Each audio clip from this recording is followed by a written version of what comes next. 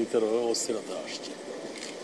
আমাদের যে বর্ডার, এই বর্ডারটা অনেকটাই অরক্ষিত, যে একদিকে নাফ নদী আর একদিকে লাইখানছড়ি থেকে শুরু করে যে বর্ডারটা, এই বর্ডারের মাধ্যমে এরা আসছিল। আমরা আজকে সভাতে আমরা এই ডিসিশনটা নিয়েছি, আমরা আর কোনো মায়ানমার থেকে আর কোনো মানুষ, আর কোনো যেই হোক, সে রোহিঙ্গা হোক অন্য যেই কেউ হোক, আমরা আর কেউ আসতে দেব এবং আমাদের এই দিক থেকেও কেউ ওইদিকে আর যেতে দেব।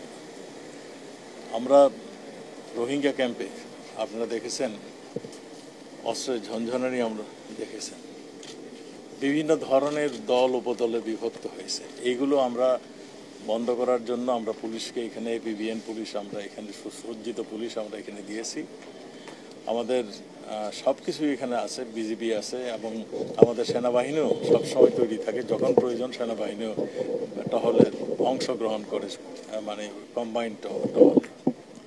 আমাদের মূল উদ্দেশ্যটা হলো এখানে খুন খারাপই বন্ধ, রক্তপাত বন্ধ। আমরা এখানে যাতে করে আর কি মানে কোনো দুর্ঘটনা না করে, সেই জন্যই পুলিশকে বলা হয়েছে তারা যৌথভাবে এরা কাজ করবে।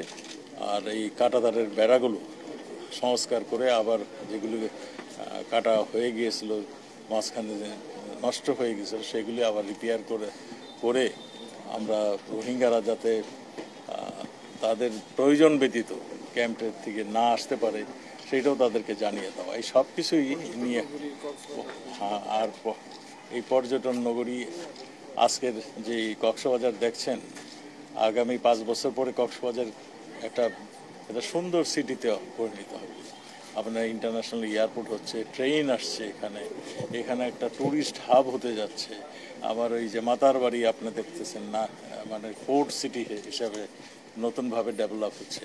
কাজেই এটার সিকিউরিটি কিভাবে আরও সুন্দর করা যায়, আরও সুসংহত করা যায়, সেইটাই আমরা আজকে বসে, আমাদের আইজি মহোদয় এখানে ছিলেন, আমরা পুলিশ বাহিনীকে সেই নির্দেশনা দিয়েছি, বিজিবিকেও সেই নির্দেশনা দেওয়া হয়েছে এবং এইগুলো আমরা আবারও আমরা বসে আরও কীভাবে সুসংহত করা যায় আমরা সেইগুলি নিয়ে আলোচনা করে এই কক্সবাজারকে আমরা নিরাপত্তার জন্য যা যা করার প্রয়োজন সেটা করব। আর এই রোহিঙ্গা ক্যাম্পে যাতে আর রক্তপাত না হয় সেই জন্য আমরা চেষ্টা করব। কিন্তু এই এত মানে উখিয়া টেকনাফে যা জনবসতি, তার ডবলেরও বেশি এই রোহিঙ্গারা জনগোষ্ঠী এখানে অবস্থান করছে।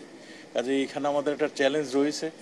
আমরা মনে করি যারা এখানে অবস্থান করছে তাদেরও চিন্তা করা উচিত যে তাদেরকে আমরা থাকতে দিয়েছি, তাদেরকে এখানে যুগ যুগ ধরে থাকার জন্য আমরা ব্যবস্থা করিনি, তাদের একদিন ফিরে যেতে হবে।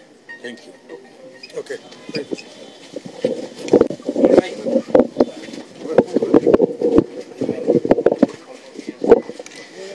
দর্শক এতক্ষণ কথা বললেন